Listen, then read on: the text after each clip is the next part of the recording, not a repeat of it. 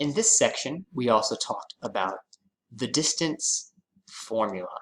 And the distance formula is really just an application of the Pythagorean theorem, which we haven't proven yet, but you've seen in algebra.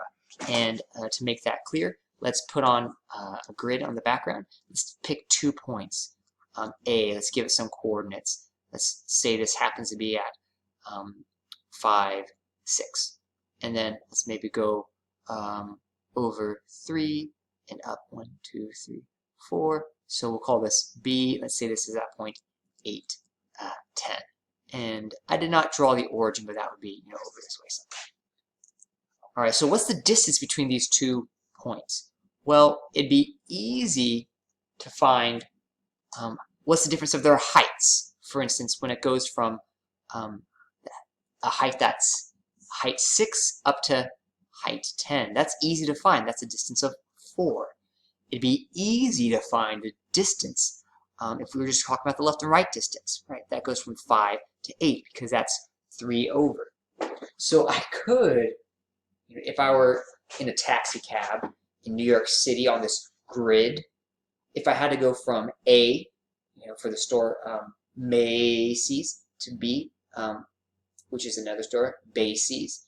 So if I were to go along the streets, I would have to go 3 plus 4, 7.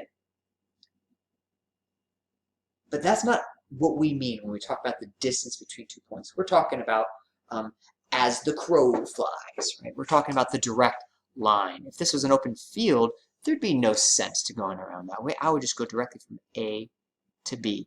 And that's how we define the distance from AB. So if you recall, if AB is the line segment, the distance from A to B, or the distance of line segment AB, we call it this symbol, which is just the 2 endpoints without the line on top. So that means a length. But what is it? How do you find that length? Well, I want to use the sense of the 3 and the 4. If these are inches or miles, what would the actual length be here? And if you recall the Pythagorean theorem, maybe we'll call this side C, and we're going to look for the red C. If you recall, a squared plus b squared equals c squared, right? Or leg squared plus leg squared is hypotenuse squared. We would say that 3 squared, in this case, plus 4 squared, would have to be equal to c squared. That would be the Pythagorean theorem because of this sort of right angle right there. And that would be good enough. Now, I don't want the distance squared. I want c by itself. And that is how I come to this conclusion that c by itself, if I take a square root of both sides, I'd have the square root of 3 squared plus 4 squared equals c. Now, it could be, c could be positive or negative from that formula, but because we're doing geometry and we want positive lengths, we're just going to take the positive version. So we end up with this 3 and 4 squared equals c. Now, if I were to go back, let's reverse engineer this a little bit. How did I get that 3? Well, let's see. So the 3, that's how far left and right we go. So that would have been 8 minus the 5 to see how far is it from 8 to 5. So this is how we get our 3 squared. How do we get that 4 squared? Well, that was the distance from 6 to 10. So 10 minus 6. How far apart are those?